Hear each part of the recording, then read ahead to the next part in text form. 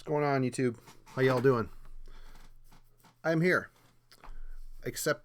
late accepting of a challenge presented forth by Matt over at The Dark Path. He recently shot a video entitled Defending Terrible Albums. It has taken me a while to ponder this situation as I've been kind of busy, and after seeing the things that Matt has shown and Dennis from Analog Archives, who also did a very killer job and picked some very cool stuff. So it was my goal to not pick the same things that either of those guys had picked.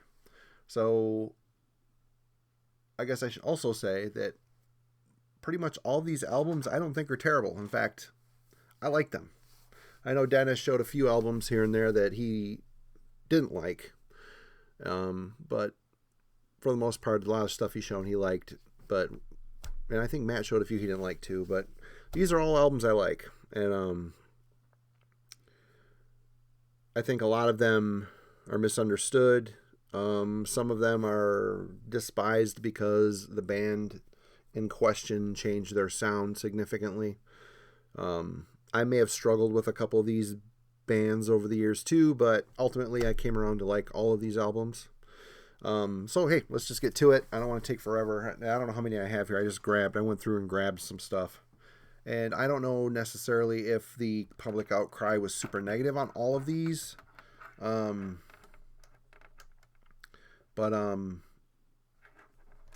I guess in me listening to them, I think they should have been. The public outcry should have been negative.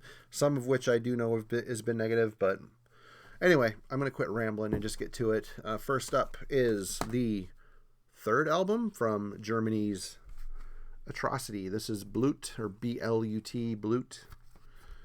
This is on Massacre Records. They put out Hallucinations, which is considered a classic technical death metal album. They followed it up with Longing for Death, which is my favorite Atrocity album. It is just they kind of lost some of the technicality and just focused more on an American death metal sound. Very good album. And then they followed up with this weird thing. And honestly, when I first got this, I was super excited because I really liked the first two Atrocity albums. And I will come out and say the first four songs on this album suck. Trial, Misdirected, In My Veins, and BLUT, which is an acronym for Bloodlust Undead Trance. Terrible song. But by the time the fifth song, I'm in Darkness, hits, Alex Kroll's vocals, that's the big problem. The music is a very strange twist on the first four songs, and he has like this weird yelling style which completely negates the superior death metal vocals he had on the first two albums. But that comes back, he brings that back on the song I'm in Darkness. And from there on, it kind of resets this album, and the album doesn't get great, but it gets a lot better, and I've always kind of liked it. I've never been able to purge this album from my collection because I like the second half of it more or less, other than a song here and there.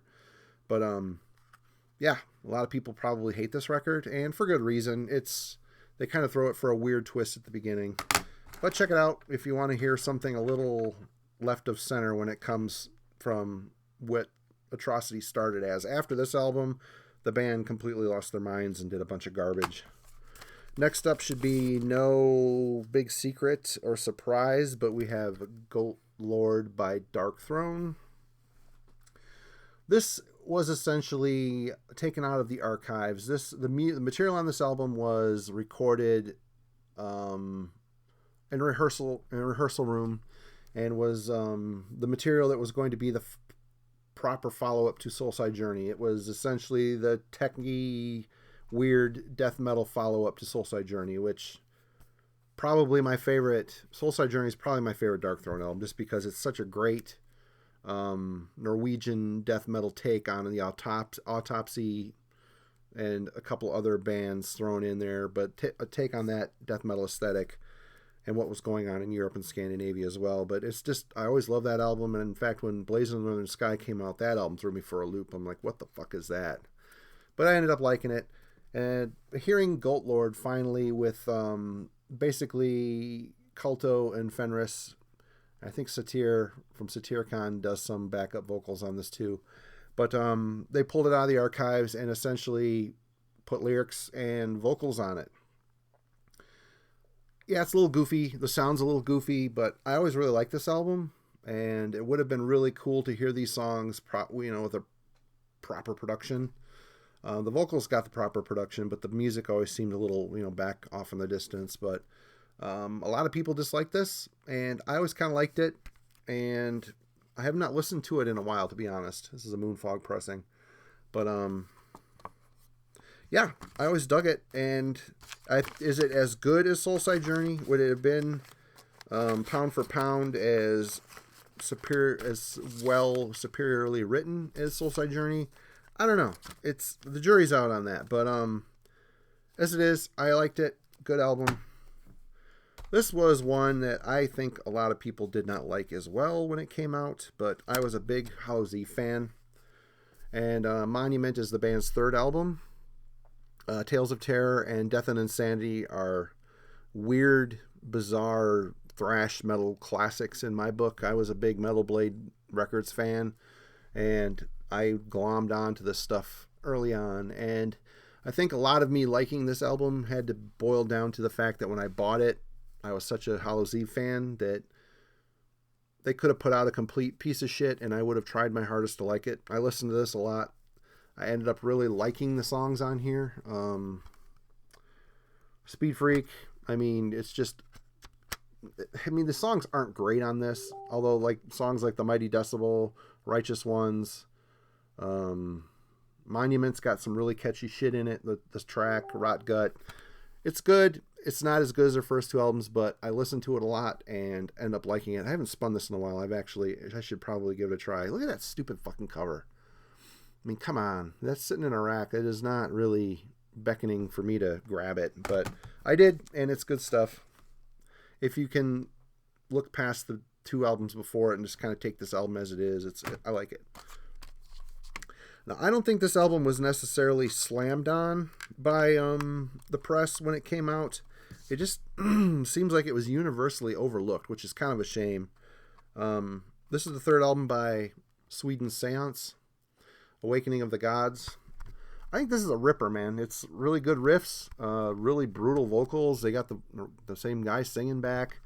And is it For Never Laid to Rest? No. Is it Salt Rubbed Eyes? Salt Rubbed Eyes, I love that album when it came out, but the production, the bass, the dominant bass tone was very, oh look, Reflections, isn't that nice? The bass tone was a bit overwhelming, but it ended up being kind of a part of it. But this is a great album. It's really well produced, super heavy, great Swedish death metal. Seance, Awakening of the Gods. Don't be a hater. Check it out. Next up, this was a tough one for me to stomach when it came out, and I ended up liking it, and I still like this album, but I love their first album so much that this was a complete 180-degree shift, and that is Universe by Dead Brain Cells. I don't know what the press thought of this, to be honest. I guess I don't really care. It's basically this Canadian quartet doing their best to take the crossover attack of their first album and inject a bit of a Voivod strangeness to it. And it's good. It's really smart. It's a highbrow thrash album. Doesn't stand the test of time to me as well as the first album. I fucking love how crushing that first album is. Especially songs like Lies and... great. But this here, it's more of a... You really have to get involved in this. You have to give it a chance. You have to sit down and spin it a bunch to really absorb it. It's good, weird Canadian thrash, which I ended up liking over the years. This next one was, I think, universally slammed when it came out. But there was something about it clicked with me. I've always been up through this album. I have not heard anything past this album. But Morgoth, Feel Sorry for the Fanatic. This is a promo. This album, the first two EPs are great, and Cursed and Odium are great great death metal albums. And if you listen to the progression, like Odium, you start to get some weird electronic flourishes that come in, not enough to really step on the death metal aspect of it. But this album, they completely fell off into an industrial metal facade that, man, I just don't think people got it. And yeah, when I got it, I was thinking, holy shit, what the fuck are they thinking? But the more I dug into this, I had to review this album for either Worm Gear. I think it was Worm Gear. Man, the songs are really good. And Mark Grue or Grue or whatever his name, however you pronounce his name, his super deep, snarled death vocals were kind of replaced by more of a yell and singing style. And don't know why or how, but it works. And I really end up liking this album. And it's really kind of sad it got so fucking hard. It got such a hard crushing out in the media, because this was good, man. And if you're into, Matt, I don't know if you've heard this album, but you might want to check it out. I know you're into the industrial. I mean, this isn't super, super industrial, but it's very electronic mixed with metal. You might like it. I know I like it. I think it's a really stupid cover. I mean, it's got a stupid clown on it, and it's just very nondescript and kind of, and once a band goes for a font instead of their logo, that's usually an indication they've made a severe change. I always fucking hate that. Even to this day, I hate that. But check out Feel Sorry for the Fanatic. I know, throw garbage at me all you want. I like this album. Don't care what you think. Next up, I don't know how much this was panned, but this is a definite step away from what they were leading up to it, and that's Helloween's Pink Bubbles Go Ape. This is essentially Roland Grappow, his first album with the band, because Kai Hansen left after the hugely successful Keeper 1 and Keeper 2. And people largely hated this record, I think, although I would say 3/4 of it is quite good. Kids of the Century, Back on the Streets, Number 1. Heavy Metal Hamsters is fucking stupid, but it's catchy. Yeah, I mean, this is Helloween. Kiska sounds amazing. There's some great songwriting on this. It's just traditional heavy metal with some thrashy overtones. The band was kind of, you could tell, listless and trying to find out what they were without their main songwriter in the band. I think Matt showed Chameleon, which I would have shown as well, but I still haven't come around and liked that album. I'm not there yet. Next up, let's go this one. We'll go the popular route. A lot of people hate this record. I like this record. I think this is a good riff album. And I think this is the last one of theirs that I will continue to listen to. I mean, Hardwired had its moments. I think if they scaled that record back, took away some of the garbage and tossed it and made it a 1 CD affair, the album would have fared much better, because there are some great songs on that album. This one is pretty solid from start to finish. I think this was a super high selling album for them, and a lot of people claimed that this was a return to form, but a lot of the underground metal press said it was garbage, and I don't agree with it. I think this is a good album. Pretty cool die cut on this too. It goes all the way through the booklet, which is annoying, but I don't know. It's kind of hard to defend. Metallica makes it hard to defend, and it's just basically, it boils down to if you like them or not. And they put out some crap albums, but they put out some albums that I still think there's a reason why they're like the biggest, highest grossing rock band out there. And more power to them. Hats off to them. Next up, when this came out, it took me a few spins to get into it, but it really clicked with me. And I don't know that it was necessarily slammed in the media or by people. I just think it was kind of a ho-hum yawn. I think the way the music industry was turning, people were kind of looking away from what King Diamond was doing. But this is a Graveyard, and basically the concept of the story is dealing around child abuse, molestation type of situation, which is a little hard to stomach and a little creepy, a little cringy, but The music on this, I think, is really good. I like King's vocal performance on this album. And the story, like so many of his stories, is very interesting. In fact, I could have picked like 3 King Diamond albums that I really like that a lot of people don't like. Abigail 2 is one of them. I think that's a fantastic album. And people typically just kind of like brush it off as whatever. But there's some great fucking songs on that record. And there's some great songs on this record, to be honest. I'm Not a Stranger, Digging Graves, Heads on the Wall, catchy, heavy, you know, Andy LaRock, King Diamond.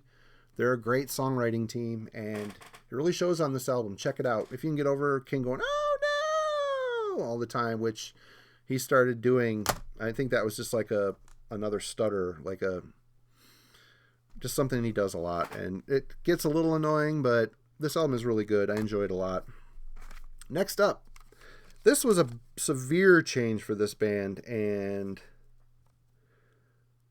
the underground metal scene hated it, but this album also helped propel Sentenced from Finland into much more of a commercial realm. This is Amok, and I've shown this album on the channel numerous times. I love this album. I loved it when it came out. It's super, super fucking catchy, and basically this is, you know, this album is their third and proves that they were not putting out the same album twice. I mean, their first album was just straight up finished death metal. Young guys playing death metal. The second album, North From Here, was like a thrashy black melodic death mix. And this here is Jarva and crew listening to some Fields of the Nephilim.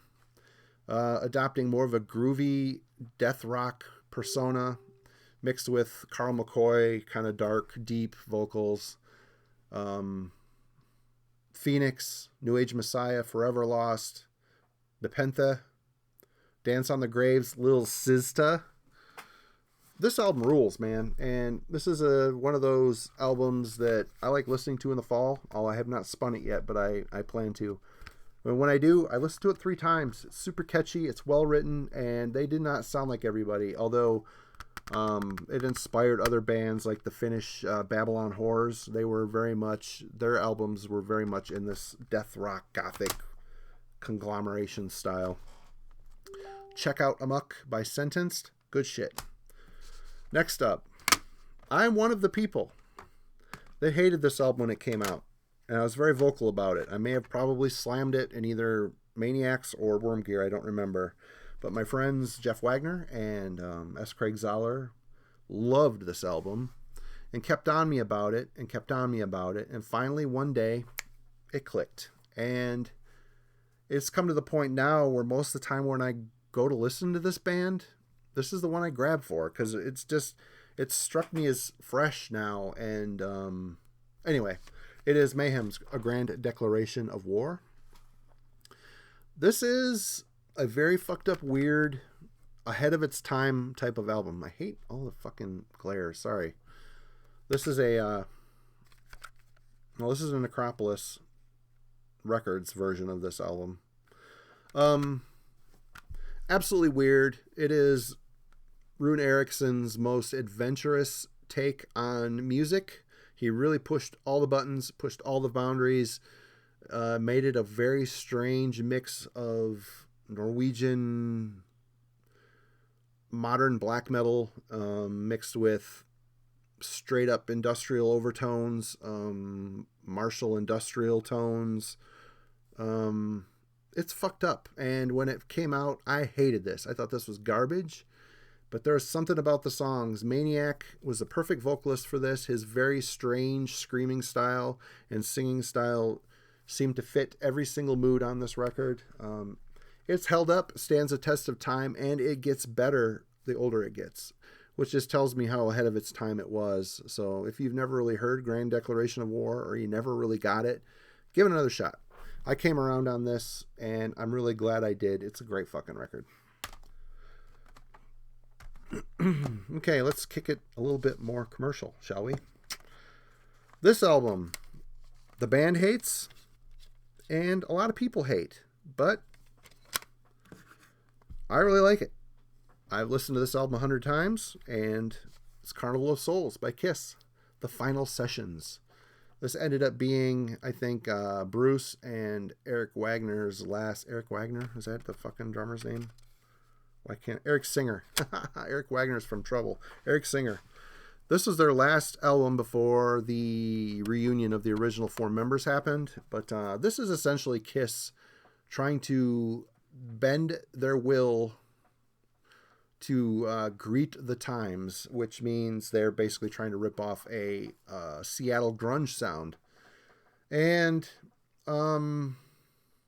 it could have failed if Paul and Gene weren't such good songwriters. I mean, I know I say that and people are like, whatever, they suck.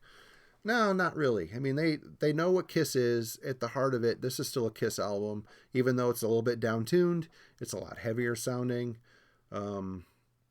Rain, Childhood's End, I'll Be There, In My Head. The Gene songs on this are really, really dark. Childhood's End is a fucking great song. Gene's vocals on this are great. Paul sounds like Paul. Gene has a very distinct tone, and he really has the persona to take it to dark places. And the songs that he sings on are very dark, and this album is a dark album. It's a down-tuned, heavy album with a lot of groove and power to it, mixed with the core Kiss aesthetic. If you don't like Kiss, you're not going to like this album. If you do like Kiss, you may not like this album. But I was open-minded about it, and it really clicked with me, and I spun the shit out of it. On the same topic, the band hates this album, and a lot of fans hate this album, but this is my favorite Kiss album. Kiss Music from the Elder. This is Bob Ezrin, who helped steer the careers of many a big popular 70s bands, was also the main spearhead of the Kiss Destroyer popularity. The guy's a studio engineer and a songwriter, and Music from the Elder is Kiss getting Bob Ezrin in his most coked out and spiraling downward state, physically and mentally. But somehow he helped push this band into a theatrical moment of genius. For Kiss, this is very cool. And it's a concept album. It was supposed to be a movie. Never really happened. It marks it's like a medieval tale of a boy, who's wronged and he goes and gets revenge type of thing. But the songs on this, songs like Just a Boy, Odyssey, Only You, Under the Rose, fucking great. Super theatrical. It's Kiss at its core with a very cinematic scope layered over the top. There isn't a song on here that I don't like. I even like Mr. Blackwell, World Without Heroes, which was the hit single, the hit Gene song off the album.